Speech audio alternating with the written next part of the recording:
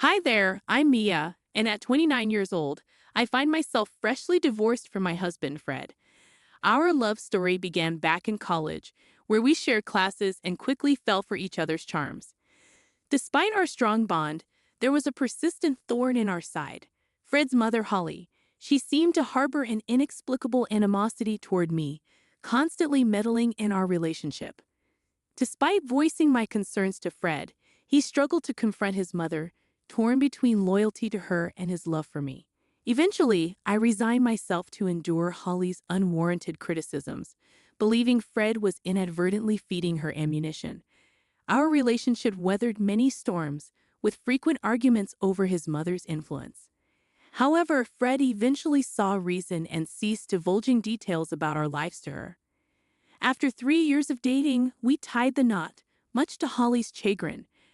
Her attempts to sabotage our marriage proved futile, and we distanced ourselves from her toxic presence for a while. During this period, both Fred and I found success in our careers. Although I outearned him slightly, to maintain balance, we split our expenses unevenly, with me covering the lion's share. Yet, despite our marital happiness, I felt a void within me, a need to pursue something of my own. Drawing upon my knack for design, I delved into graphic design as a side venture. Keen to keep it under wraps, I embarked on courses and invested in equipment without Fred's knowledge. My best friend, Jess, was the sole confidant of my new endeavor, offering encouragement and practical advice. As my skills flourished, Jess introduced me to acquaintances who were eager to engage my services. Despite my novice status, they admired my work and entrusted me with projects, gradually expanding my client base. This newfound source of income alleviated financial pressures and allowed Fred and me to enjoy a more comfortable lifestyle. With each paycheck, I squirreled away savings, dreaming of treating Fred to something special, a token of gratitude for standing by me through thick and thin. I hadn't broached the topic with him yet, and every time I considered it, it seemed like he was avoiding any serious conversation. It became evident to me that something was amiss, but he remained tight-lipped about it. The first inkling I had of trouble was when Fred confessed to me that he had exhausted his entire paycheck on investments just a week after receiving it. We had a heated disagreement about it, but we managed to patch things up for the time being. To make ends meet, I put in extra hours at work, which helped alleviate some of the strain. The following month, Fred repeated the same pattern, leaving me feeling exasperated. I couldn't fathom how he could squander his earnings so recklessly. In my frustration, I lashed out with hurtful words, though I later regretted my outburst. However, when the same scenario repeated itself for the third consecutive month, I reached my breaking point. I had become more cautious with my finances, working tirelessly not just at my day job, but also with my burgeoning graphic design side business, which was increasingly becoming our primary source of income. When Fred once again found himself strapped for cash, I was fed up. How could you let this happen again? Have you learned nothing? I admonished him. Despite his attempts to justify his actions, I refused to shoulder the burden of his financial irresponsibility any longer. It was a tough decision, but I made it clear that I would not be bailing him out this time. Fred's reaction was one of indignation and defensiveness, but I stood my ground. You can't gamble away your entire paycheck and expect me to cover for you, I asserted firmly. I won't enable this behavior any longer. Our argument escalated, with accusations hurled back and forth. In the end, Fred stormed off, leaving me to grapple with the turmoil of our crumbling relationship.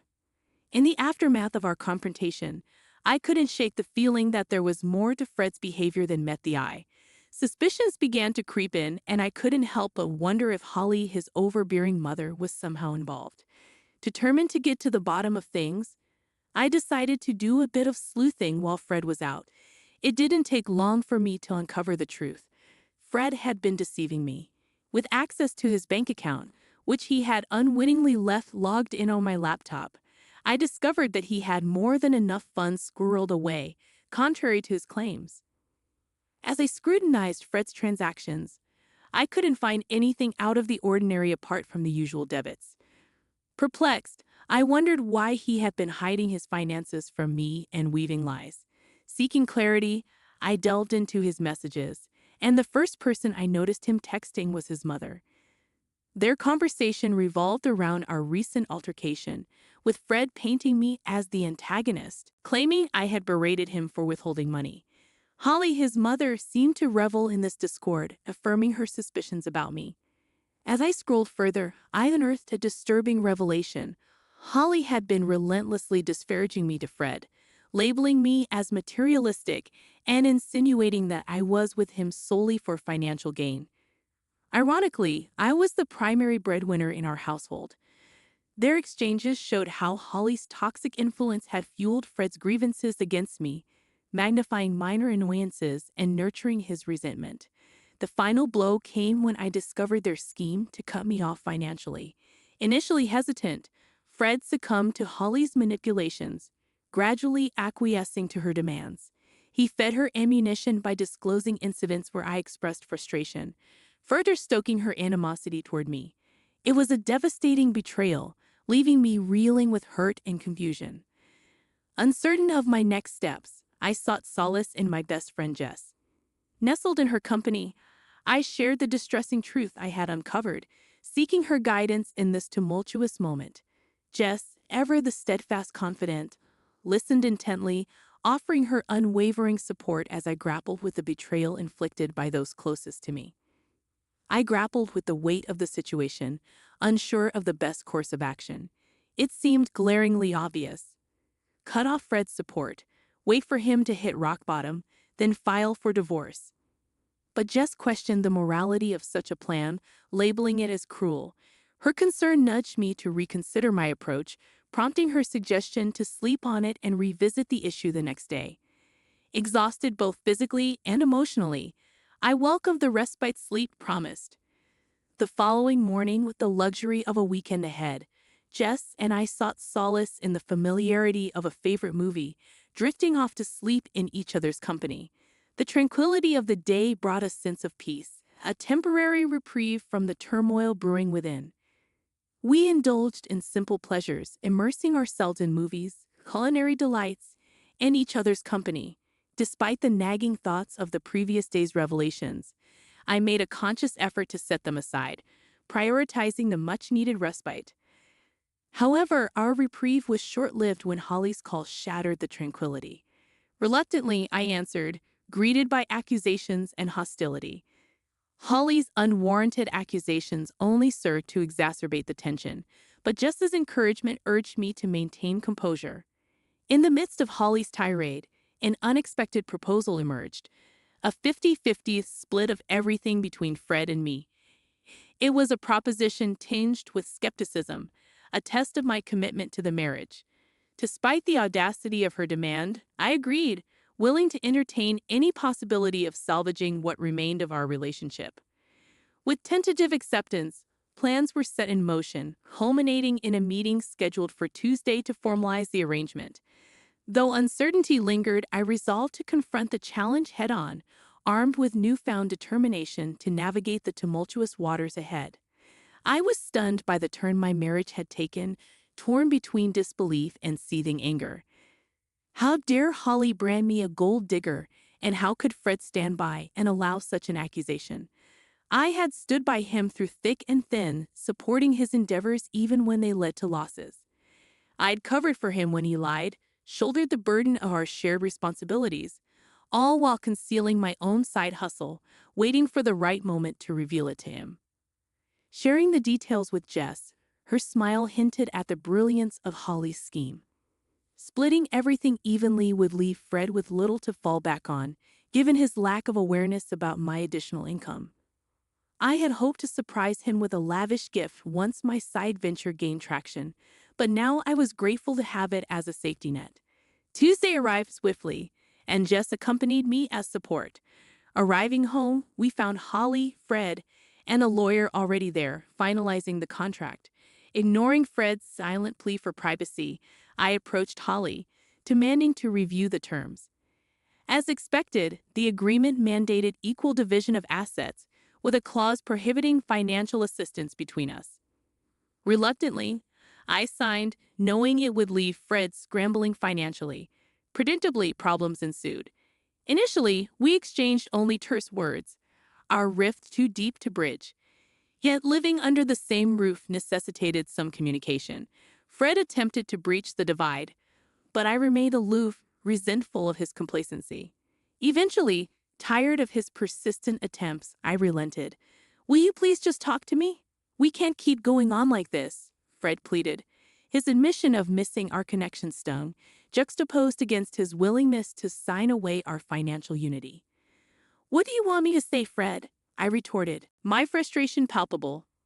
Is that why you agreed to sever our finances completely?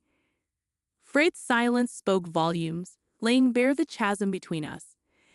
As we stood at the precipice of our shattered marriage, I grappled with the weight of our choices, uncertain if reconciliation was even possible. I just needed to know where your loyalty lies, Mia. Despite all the issues caused by your mother, you still choose to side with her. Is this truly what you believe is best for us? Please, Fred, don't speak ill of my mother like that. And what wealth do you possess that you're so concerned about? I don't understand. I'm simply trying to make things right between us. Can we not lash out at each other? There will be no reconciliation until that contract is null and void. It's only been 2 weeks since we signed it, and I've seen no evidence to suggest you're not here for the money. If you're struggling financially, just let me know. I'm willing to help. Wouldn't that be a breach of the contract? I won't risk violating it. Why are you making this so difficult? Can't we just be civil? I could see Fred grappling with conflicting influences, your mother's and his own. The Fred I married wouldn't have succumbed to such manipulation. That month, I diligently paid off our major debts, leaving Fred in a bind. With my share settled, I had more disposable income. Jess and I indulged in lavish outings, while Fred always had an excuse for his financial constraints. My graphic design side gig thrived, leading me to consider quitting my day job. Meanwhile, Fred struggled, his portion of the pantry often bare. While part of me empathized, I reminded myself he brought this upon himself. Holly's unexpected visit left me uneasy. Accusing me of stealing from Fred, she threatened to involve the police. Confused and defensive, I demanded an explanation. You're accusing me of seeking revenge on Fred because I don't like the contract he made us sign. Please, your son has been struggling all month, but it's not because I've stolen his money to fund my outings to fancy places. He has no money to steal, and you know it. And let's not forget who actually coerced us into signing that contract in the first place. You forced it upon us, and now your son is paying the price. Liar. I'm calling the police right now. Go ahead.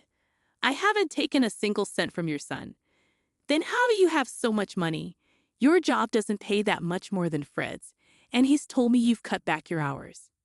I have another business on the side, a graphic design venture that I plan to surprise Fred with.